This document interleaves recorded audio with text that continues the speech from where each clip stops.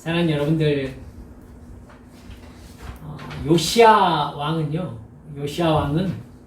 제가 성경을 읽으면서 가장 안타깝게 생각하는 왕입니다. 여러분 왜 그런지 아시죠?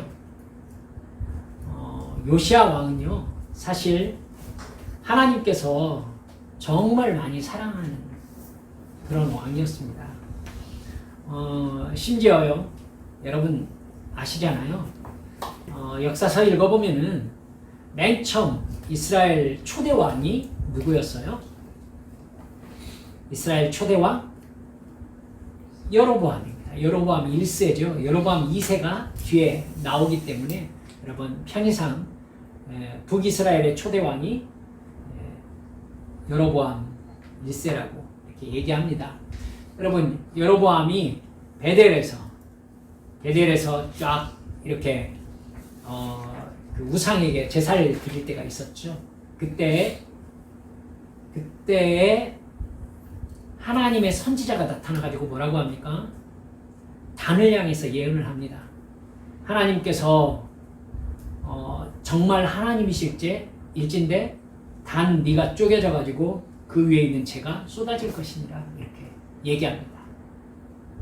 어떻게 됩니까? 단이 쪼개져가지고 그 위에 있는 재가 쏟아집니다. 그리고 그 선지자가 했던 이야기가 있습니다. 다윗의 집안에서 요시아라 이름하는 왕이 날 텐데 그 왕이 내 위에서 바알 선지자들의 뼈를 불사르게 될 것이다. 이렇게 얘기하거든요. 여러분 그때가 요시아 왕 300년 전의 이야기였습니다. 그 300년 전의 이야기가 요시아 왕 때 요시아가 그대로 이룹니다. 여러분 그 다음 장 한번 읽어보시면 아실 수 있을 것입니다. 사랑하는 여러분들, 요시아가 그렇게 강력한 신앙 부흥을 일으켜요. 그리고 지금 우리가 읽었던 34장, 35장 보면은요, 6월절을 전 유다와 그러니까 이스라엘 백성들이 들을 수 있는 모든 사람들을 향해서 6월절을 지키게 합니다. 6월절 어린 양을 잡고요. 여러분 유다 왕 중에 요시아처럼 6월절을 하나님 앞에 지키는 왕이 한 사람도 없었다 라고 이렇게 표현되어 있을 정도입니다. 여러분 다윗과 솔로몬도 하지 못한 일을 요시아 왕이 했었습니다. 그런데 그 요시아 왕이 하나님께 사랑받고 복을 받은 결과 지금 오늘 선지자 훌다가 뭐라고 합니까? 유다가 결국은 멸망할 것이다. 하지만 요시아 너는 유다의 멸망을 보지 못할 것이다. 왜냐하면 내가 너를 죽게 할 것이기 때문이다. 저는 이게 저에게 사실 충격이었어요. 하나님을 믿고 주님을 사랑하는 사람을 하나님이 사랑하는 증거로 그를 죽게 할 수 있겠는가 라는 부분이 저에게 정말 숙제였습니다. 여러분 제가 정말 말씀 속에서 하나님의 뜻이 우리가 생각하는 우리의 평안이라는 방법으로 주어지지 않는다는 것을 정말로 깨달은 다음에는요, 제가 그걸 이해하게 되었어요.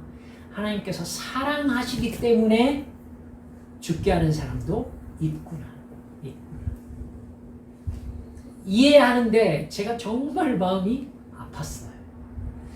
여러분 요시아 왕은 그렇기 때문에 하나님께서 사람을 향해서 품은 뜻이 어떻게 이루어지며 하나님의 사랑이 어떤 방식으로 이루어지는가 라는 부분에 대해서 우리에게 사뭇 다른 생각을 하게 만드는 성경 부분입니다. 그래서 여러분 이 하나님 앞에서 겸손해져야 할 때라는 이 제목으로 요시아 왕의 신앙 부흥동을 3시간에 걸쳐서 여러분들과 함께 살펴보고자 합니다. 여러분 강의 한번 보시겠습니까? 세상이 아무리 악하고 하나님을 떠난 상태라 하더라도 하나님께서 그의 백성들을 자신에게로 돌이키는 신앙 부흥의 역사를 그치지 않고 일으켜 오셨습니다. 하나님은 타락한 자들이 영적인 방황에서 영원토록 헤매게 내버려 두시지 않습니다. 하나님은 역사의 가장 황폐하고 암울한 시기에서도 하나님의 질서를 바로잡기 위해서 역사 속에 개입하셨습니다. 그래서 오늘 이 시대에도 신앙 부흥의 가능성에 대한 기대와 믿음을 포기하면 안 되는 것이다 라고 생각해야 되는 것입니다.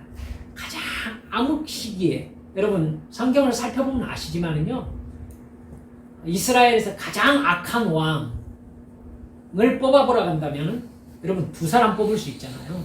두 사람. 여러분 생각나는 사람 누구입니까? 가장 악한 왕. 생각나는 사람? 가장 악한 왕으로는 진짜 므낫세를 뽑을 수 있어요. 므낫세 때문에 마지막 유다가 멸망의 길로 걸어가는 걸 볼 수 있잖아요. 그 다음 못지않게 악한 왕위를 누구라고 얘기할 수 있을까요? 아합이라고 얘기할 수 있습니다. 아합. 그런데 여러분, 그렇게 하나님을 배신하고 우상 숭배에 빠져서 돈과 권력으로 폭력을 행해서 가난한 사람들이, 정말 힘없는 사람들이 생명을 잃게 되는 그러한 처참한 시대를 살았던 그때, 여러분 그때 하나님께서 이스라엘 백성들을 포기할 만하잖아요. 근데 여러분 아시죠? 아합 시대 때 활동했던 사람, 아합과 그의 아들 아하시아 시대 때 가장 악한 왕이지 않습니까? 여러분 그때 하나님께서 보냈던 선지자가 누구입니까? 아합 때가 엘리야입니다. 그의 아들 아하시아 때 누구입니까? 엘리야 뒤를 이어서 엘리사였습니다. 그러니까 가장 악한 왕 때 하나님께서는 가장 능력 있는 선지자를 보내셔서 이스라엘을 끝까지 돌이키게 하려고 정말 애를 썼습니다. 여러분, 므낫세 왕 때는요. 므낫세 왕 때에 활동했던 유다의 선지자가 누구입니까? 그렇습니다. 여러분, 가장 선지서 중에 대선지자로 언급되어 있는 이사야 선지자가 바로 므낫세 왕 때 활동했던 선지자입니다. 즉 하나님께서는요, 자기 백성을 향한 돌이킴을 촉구하는 사랑을 끝까지 포기하지 않으시고 하나님께서 그들을 부르셨던 것입니다. 여러분, 그러니까 하나님께서는 어떤 악한 시대에도 하나님의 백성을 거룩하게 하시려는 하나님의 사랑을 포기하지 않으셨던 거예요. 따라서 우리도 또한 우리 하나님 아버지 앞에서 이 나라와 이 민족 그리고 교회의 거룩함을 위해서 신앙 부흥을 기대하며 하나님 앞에 기도해야 되는 것입니다. 봅시다.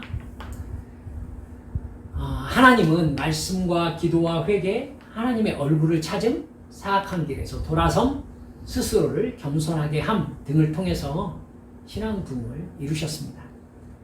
여러분, 인간 쪽의 행동에 포인트가 맞추어진 것 같지만 그 모든 것은 성령의 깨닫게 하시는 역사로서 이루어지는 하나님의 일임을 잊어서는 안 됩니다. 또한 하나님께서는 사람과의 사랑의 관계를 추구하시는 분이십니다. 그렇기 때문에 하나님과 그의 백성들과의 관계에서 일방통행은 없습니다. 하나님과 이스라엘 백성들의 관계에서 먼저 하나님의 주권적인 선택과 사랑이 베풀어지고 난 다음에 하나님은 그 사랑의 마음과 뜻과 힘을 다하여 하나님의 백성들이 사랑으로 반응하기를 기대하셨습니다. 이게 하나님과의 사랑의 관계인 겁니다. 그러나 이스라엘 백성들은 하나님을 진정으로 사랑할 줄 몰랐어요. 여러분, 스데반 집사님 기억하십니까? 사도행전 8장에서 스데반 집사님이 성전 모독죄로 고발당하잖아요. 신성 모독죄, 성전 모독죄. 그때 스데반 집사님이 유대인들 앞에서 너희 조상들과 너희 그 어느 시대에 그 누가 정말 하나님을 섬긴 적이 있느냐라고 그냥 아주 통렬하게 지적을 해요. 통렬하게 지적을 합니다. 너희들이 어느 때 하나님을 사랑하고 어느 때 하나님을 향하여 너희의 온 마음을 다하여 그를 예배해 보았느냐. 이러면서 막 스데반 집사 아주 그냥 정말 통렬하게 얘기를 합니다. 하나님 여러분들, 이스라엘 백성들은 하나님을 진정으로 사랑하고 섬겼던 적이 없었다라고 스데반 집사가 진단하고 있습니다. 우상 숭배에 빠져들어서 하나님을 떠나기 일쑤였다는 것이죠. 그러자 하나님은 그들에게 징계를 통해서 회개를 촉구하셨습니다. 그리고 회개할 때 다시 사랑과 은혜를 베푸심으로 관계를 회복하셨던 거예요. 회개할 때. 여러분, 하나님의 사랑에는 나의 진실한 사랑으로밖에 반응할 수 없습니다. 그래야 관계가 성립하는 거예요. 이 관계 안에서 하나님은 이스라엘이 하나님을 떠나자 하나님도 떠나시는 것으로 묘사되어 있어요. 그리고 이스라엘이 돌아오면 하나님도 돌아오시겠다. 이게 슈브의 법칙이잖아요.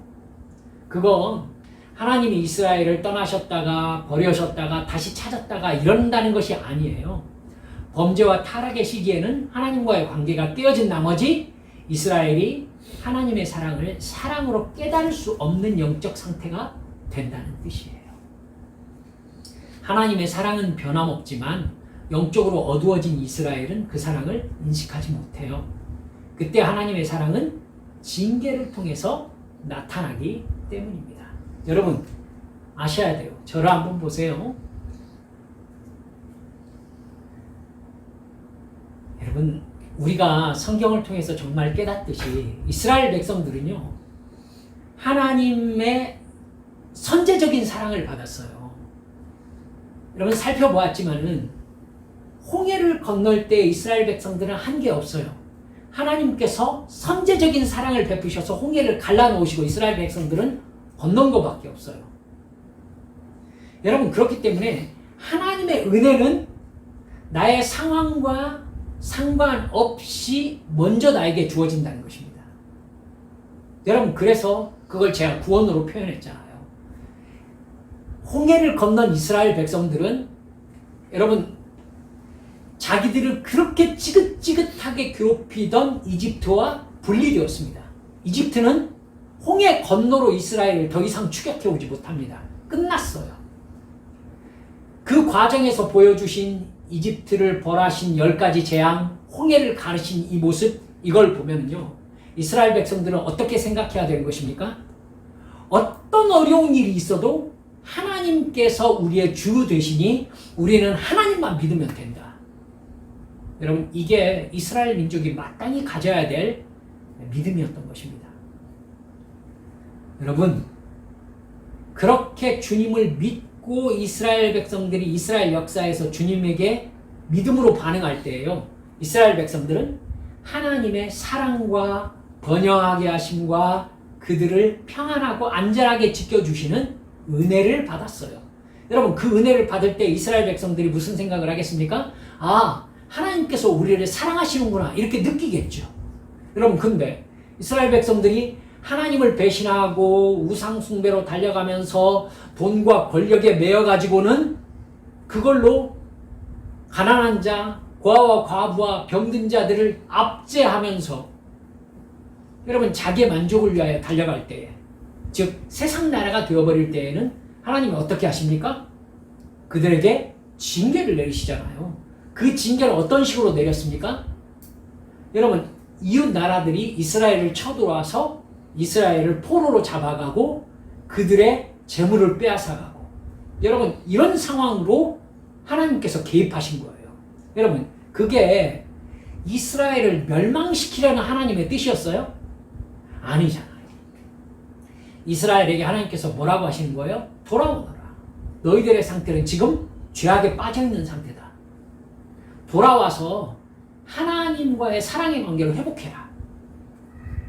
여러분 그러니까 이웃 나라를 통해서 이스라엘 백성들에게 징계를 주시는 그때에도 하나님이 이스라엘을 사랑하시는 사랑은 변한 거예요? 변하지 않은 거예요? 변하지 않은 거죠. 하지만 이스라엘 백성들은 지금 적군이 쳐들어와가지고 자기들의 재물과 모든 것을 빼앗아가면서 자기들이 고통을 경험하고 있기 때문에 여러분 그걸 하나님의 사랑으로 느낄 수 있겠어요? 느끼지 못한단 말입니다. 하나님은 그들을 평안하게 하실 때에도 사랑하신 것이 분명하고 징계하실 때에도 사랑하신 게 분명하지만 이스라엘 백성들은 평안하고 부유하게 해주실 때는 하나님의 사랑으로 느끼지만 그들이 굉장히 고통스럽고 어려울 때는 그걸 사랑으로 느끼지 못하게 된단 말입니다. 이게 영적으로 어두워진 상황인 것이죠. 여러분, 근데 강의한 보세요. 그러나 그들이 회개함으로 돌아오면 비로소 하나님의 사랑을 사랑으로 인식하기 시작하죠. 그러면 그들에게 하나님의 사랑은 징계가 아니라 뭐로? 부유함과 평안함과 안전함이 되는 것입니다. 우리도 역시 하나님께 돌아가고 하나님이 우리에게 돌아오시면 육을 가진 우리가 하나님께서 사랑을 베푸신다고 느낄 수 있는 것들로 부어주시는 거죠. 여러분, 이게 진짜 중요합니다. 제가 목사지 않습니까? 그렇기 때문에 저는 부득이 우리 성도들이 저 사람이 복을 받겠다. 하나님께서 저 사람에게 하나님의 뜻을 깨닫게 하시기 위해서 좀 징계하시고 좀 혼내시겠다라는 거, 여러분 제가 알겠습니까? 모르겠습니까? 알아야 목사죠. 알아야 목사죠. 사랑하는 여러분들, 그건 제 자녀들에게도 마찬가지예요. 제 자녀들에게. 깨달으셔야 돼요. 그럼 목사가 하나님께서 저 사람에게 복을 주시겠다. 하나님께서 저 사람의 인생을 지금 하나님이 나를 사랑하신다고 느끼실 복으로 부어주시겠구나. 아니면은 하나님이 사랑하시지만 그 사랑을 징계로 경험하겠다. 이걸 판단할 수 있는 목사의 근거가 무엇이겠습니까? 목사의 근거가 무엇이겠어요? 가장 처음이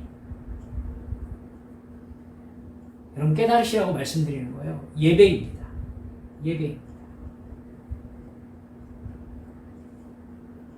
하나님의 백성들, 하나님의 자녀들이 하나님을 향하여 하나님을 믿습니다.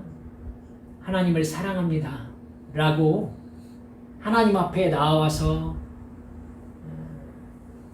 하나님의 은혜를 받을 수 있는 것이 바로 예배입니다. 예배. 여러분, 그 사람의 삶의 예배는 공적 예배를 넘어가지 못합니다. 깨달으셔야 돼요. 그 사람이 공적 예배에서 하나님을 향하여 드리는 그의 마음, 그가 하나님을 향하여 정말로 하나님을 사랑하면서 고백하는 그의 신앙 고백, 그걸 삶의 예배는 넘어가지 못해요. 그렇기 때문에 목사는 알 수밖에 없습니다.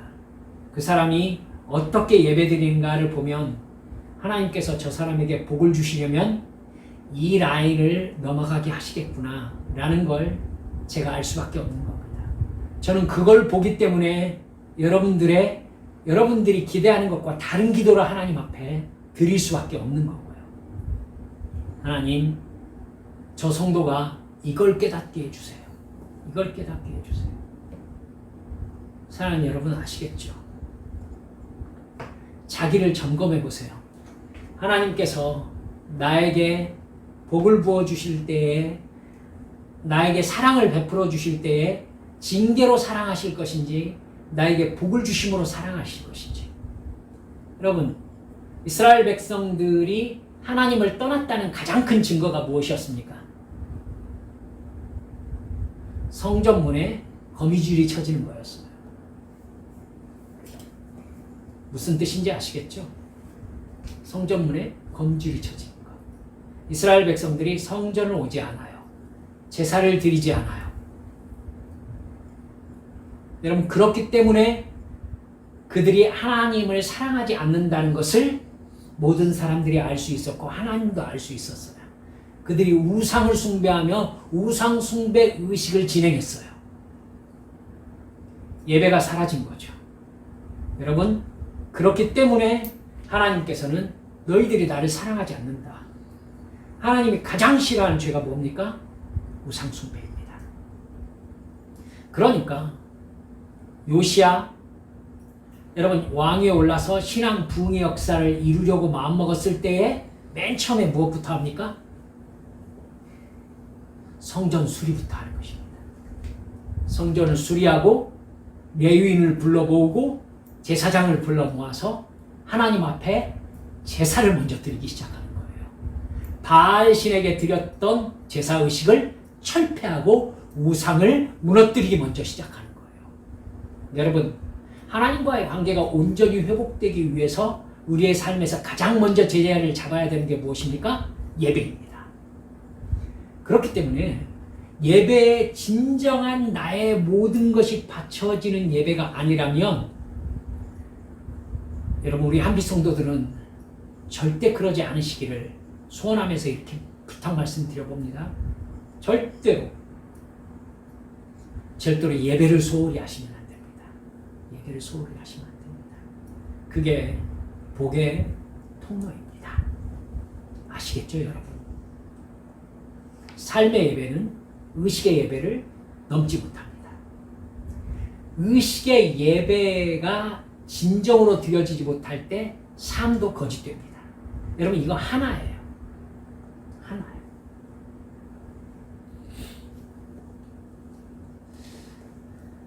여러분, 우리 굵은 글씨로 써진 거 한번 보시겠습니까? 따라서 하나님의 사랑을 사랑과 은혜답게 누리려면 우리 쪽에서 하나님의 사랑에 사랑으로 반응해야 합니다. 그렇지 않고 하나님을 떠나 죄악에 빠져 세상 즐거움만 추구한다면 우리는 하나님의 사랑을 징계로서 경험하게 되는 것입니다.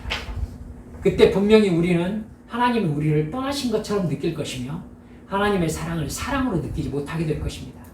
우리가 회개하고 돌아가야 하나님 역시 사랑의 하나님으로 돌아오시는 것입니다. 요시야의 신앙 부흥 운동은 특별히 신앙 부흥의 조건으로서 성령의 감동에 의해 우리가 겸손하게 되는 것이 중요하다는 것을 가르쳐 줍니다. 구약 성경에는요, 스스로 겸손하게 하다, 겸비하게 하다로 번역된 동사 카라라고 하거든요. 이 동사가 36회 나타납니다. 절반은 세상적인 의미로 복종하다 이렇게 나타나고요. 나머지 절반은 하나님과의 관계에서 종교적 의미로 나타납니다. 세상적인 의미로는 적에게 항복하다라는 의미로 사용되거든요. 종교적인 용법으로는 하나님 앞에서 자신을 낮춘다라는 의미로 사용되는 게 겸비하게 하다, 자신을 낮추다라는 뜻입니다. 겸손하게 하다. 역대기와 병행되는 내용을 담고 있는 게 열왕기상하잖아요. 사무엘서와 열왕기서에서는 이 동사 카라라는 단어를요 3번밖에 사용하지 않습니다. 그러나 역대기에서는 이 단어가 18번이나 나타나요.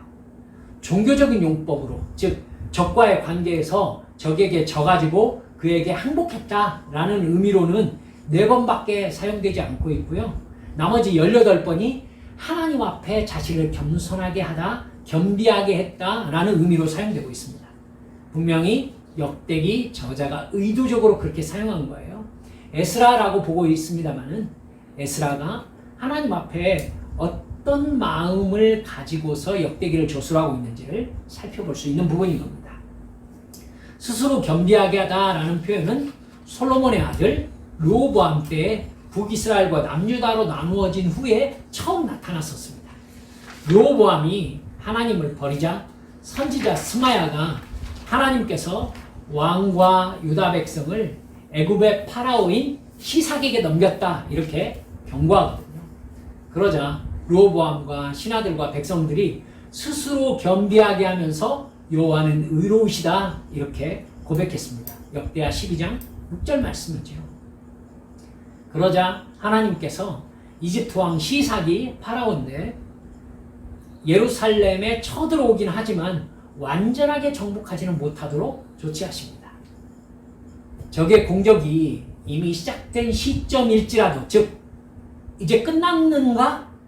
이제 뭐 소망이 없는가?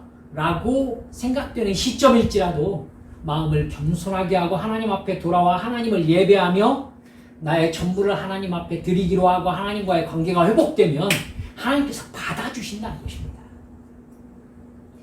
이렇게 하나님 앞에 자신을 겸비하게 낮추는 것은 여호와께로 돌아오는 행위가 됩니다. 르호보암과 신하들이 스스로를 여호와 하나님의 현존 앞에서 낮추었거든요. 그리고 비록 자신들을 책망하고 계시지만 여호와 하나님이 하시는 일이 의로우시다라고 동의했습니다.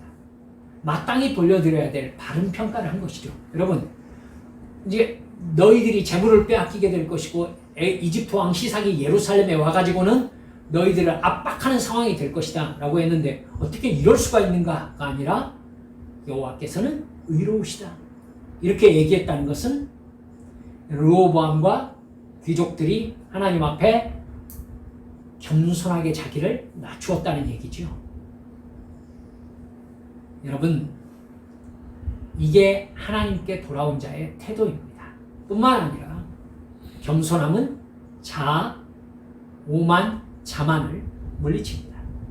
하나님 앞에서 우리는 로마서 12장 3절 말씀처럼 마땅히 생각할 것 이상의 생각을 품지 않아야 합니다. 마땅히 생각할 것 이상의 생각. 여러분, 이런 분위기가 나오면요, 여러분들은 틀림없이 아담과 하와를 생각하면 금방 알 수 있습니다. 아담과 하와가 어떤 생각을 품었습니까? 하나님처럼 높아지려고 했습니다. 하나님처럼 높아지려고 했다는 말의 뜻이 뭐예요? 하나님처럼 높아지려 했다? 그 말은 나의 주인이 내가 되기를 바랬다라는 뜻이죠. 나의 주인이 하나님이신데 나의 주인이 내가 되기를 바랬다. 즉 하나님의 뜻대로 사는 게 아니라 내 욕망대로 살고 싶어 했다라는 뜻입니다. 여러분, 이게 내 욕망대로 살고자 하는 마음이 마땅히 생각할 것 이상을 생각하는 마음입니다. 인간은 틀림없이 자기가 하나님의 위치가 되고자 합니다. 자기가 자기의 주인이 되고 싶어 해요. 그러면 그 사람은 틀림없이 다른 사람도 자기를 섬기기를 바라게 되는 것입니다. 여러분, 그 뒤에 한번 보시겠습니까? 인생은 정말 별것 아닙니다. 살아보시니까 아시겠죠. 특별한 거 있습니까? 특별한 일 없습니다. 여러분, 하나님이 쓰신 대본에서 내가 어떤 역할을 하게 되어 있는지를 보고 그 역할 열심히 하다가 무대에서 내려가는 것이 사실은 내가 해야 할 일입니다. 그런데 우리는 내가 내 인생의 대본을 쓰고 내가 내 인생의 주연 배우까지 하려고 하는 경향이 있습니다. 뿐만 아니라 하나님이 쓰신 대본이라고 생각되는 걸 수정하고 내 마음대로 비판하고 등장인물을 내 마음대로 빼버리려고 해요.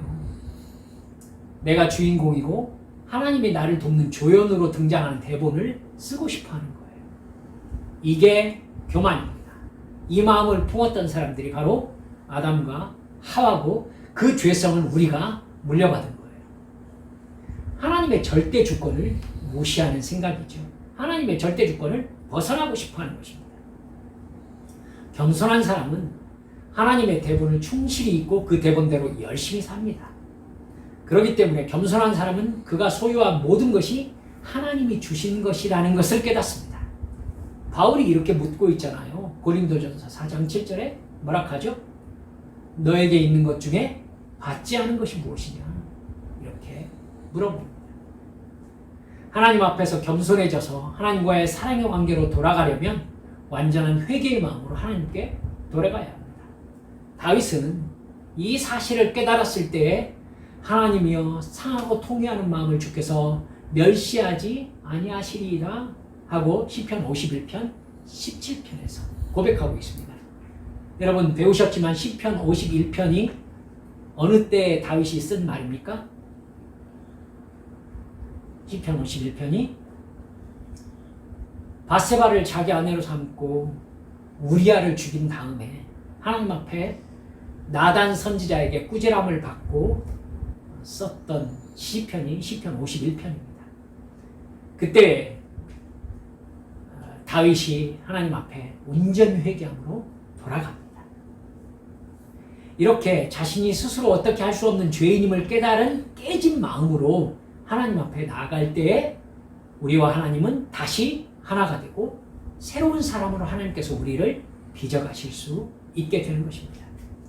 예수님께서 십자가에서 보여주신 순종과 겸손이 바로 그 모델입니다. 빌립보서 2장 5절에서 사도 바울이 이렇게 얘기하죠. 너희 안에 이 마음을 품으라 곧 그리스도 예수의 마음이니. 할렐루야. 신앙 부흥을 사모하는 바탕이 되는 마음이 바로 이 마음입니다. 너희 마음에 그리스도 예수의 마음을 품어라. 순종과 겸손이 바로 예수님의 모습이었던 것입니다. 프란츠 델리책이라는 학자는요, 자신을 겸손하게 한다는 말의 의미를 이렇게 말하고 있습니다. 자신을 하나님보다 아래에 두고 하나님께만 영광을 돌리며 자신이 의지하는 것이 헛것이요 죄라는 사실을 깨닫는 지식 속에 자신이 죄인임을 깨달아 자아가 깨어진 상태, 바로 이게 겸손이라는 것입니다. 유다의 마지막 왕들 가운데서 하나님은 이 어린 요시야 왕을 통해서 하나님 앞에 겸손하게 된다는 것이 어떻게 된다는 것인지, 그리고 그 겸손하게 되어지면 하나님께서는 어떻게 응답하시는 것인지를 우리에게 알려주고 있습니다. 역대하 34장은요, 우리에게 세 가지 겸손하게 된 상태가 어떤 상태인지를 알려주고 있습니다.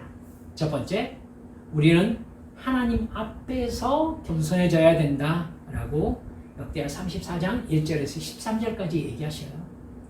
두 번째, 우리는 하나님의 말씀 앞에서 겸손해져야 된다. 맨 처음에는 하나님 앞에서, 두 번째는 하나님의 말씀 앞에서. 역대하 34장 14절에서 28절 말씀입니다. 세 번째, 우리는 하나님의 백성 앞에서 겸손해져야 된다라고 34장 29절에서 33절까지 말씀이 가르쳐주고 있습니다. 이렇게 개인주의와 이기주의가 자기의 권리로 인식되고 자기 인생의 주인을 오직 자기로 생각하는 교만의 시대, 그 시대에 우리가 지금 살고 있지 않습니까? 이때에 정말로 필요한 것이 무엇입니까? 참된 회개로 말미암아 겸손한 상태로 주 앞에 돌아가야 됩니다. 그리고 그것으로 인한 하나님의 신앙 부흥의 역사를 간절히 사모해야 되는 때에 우리가 지금 살고 있는 것입니다. 자, 우리 요시야의 신앙 부흥 운동 첫 시간을 이렇게 마칩니다. 여러분, 요약해보면 요시야가 신앙 부흥의 단계를 정말 잘 밟아가고 있는 것을 볼 수 있어요. 맨 처음에 요시야는 무엇부터 시작했다고요? 예배의 회복, 제사의 회복, 성전의 회복부터 시작했다는 것 꼭 기억하시기 바랍니다. 여러분, 우리 안에 이 예배가 나의 존재 전체를 들여서 하나님을 경배하는 예배 행위인지 한번 깊이 생각하시기 바랍니다. 내 마음이 성령님의 은혜를 간절히 사모하면서 성령 충만함을 정말 사모하고 있는지, 나의 찬송이 하나님께서 나에게 부어주신 그 대속의 은혜와 부활의 소망을 정말 간절히 사모하면서 드리는 찬양인지, 내 기도가 나의 죄악을 하나님 앞에 내려놓고 간절히 회개하는 기도인지, 그리고 하나님께서 나에게 하늘의 평안과 성령의 깨닫게 하시는 은혜로 부어주시기를 간절히 소망하는 기도인지 살펴보셔야 합니다. 여러분, 그래서 우리가 오늘 마음을 먹어야 돼요. 하나님, 저의 예배가 주님 앞에 온전하게 회복되어지게 해주십시오. 그리고 제가 하나님이 누구신지, 하나님이 내게 베푸신 그 은혜가 무엇인지, 내가 정말로 버림받아 마땅한 죄인인지를 깨달아 알아서 나를 하나님 앞에 온전히 낮출 수 있는 진정한 겸손이 회복되어지게 하여 주옵소서. 이게 바로 우리가 기도해야 될 기도 제목인 것입니다. 여러분, 우리 마지막 제가 샵해서 한번 써놓은 것 함께 읽어보실까요? 나는 하나님의 사랑과 은혜에 믿음으로 반응하여 평안과 안전과 부족하지 않음을 경험하고 있는지, 아니면 하나님 섬기고 순종하는 것보다 세상 즐거움과 자랑을 추구함으로 하나님의 징계로서 하나님의 사랑을 경험하고 있는지 살펴봅시다. 예, 그렇습니다. 하나님의 사랑을 왜 복과 은혜와 사랑, 하나님께서 부어주시는 은혜로, 여러분 하나님께서 우리에게 주시는 평안과 부유하게 하심으로 우리에게 베풀어 주시는데, 약속해 주시는데 왜 자꾸 징계받으면서 하나님의 사랑을 경험합니까? 바보죠. 뭐부터 시작하라고요? 예배부터 시작하세요. 그리고 하나님 앞에 마음을 낮추세요. 겸손해져야 되겠다. 이 시간 하나님 앞에 함께 기도합시다. 여러분, 우리가 하나님께 지금 우리가 사는 삶 속에서 누리고 있는 것 중에 생명이 하나님 것인데 받지 않는 게 뭡니까? 다 하나님 거죠.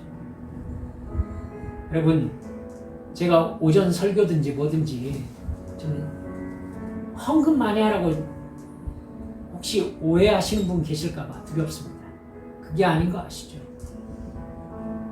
하나님이 우리 삶을 의미 있게 하시기 위해서 우리에게 베풀어 주신, 우리에게 주신 사명이라는 게 있습니다. 그 사명을 위하여 우리 인생을 드리는 것, 이것이 정말 중요한 부분이에요. 그렇지 않으면 주님께서 마지막 우리 생명이 다하는 순간에 저한테 물으실 거예요. 유목사, 너 뭐하다 왔니? 그때 할 말이 없어버리면 우리 인생 정말 비참한 거예요. 그 나라를 바라볼수록 내가 지금 이 순간 하나님께 받은 사명이 무엇이며 그걸 위해서 내가 무엇을 해야 되는지, 무엇을 주님께 드려야 되는지 깨닫는 것이 복인 것입니다. 이 시간 주님 앞에 기도하면서, 주여, 내가 하나님과 하나님의 말씀과 하나님의 백성 교회 앞에서 겸손하게 나의 사명 감당하면서 주님께 온전한 경배를 드리는 예배가 회복되어진 참 하나님의 자녀로 살게 해주시라고 주님 앞에 함께 동성으로 기도하시겠습니다. 기도합니다.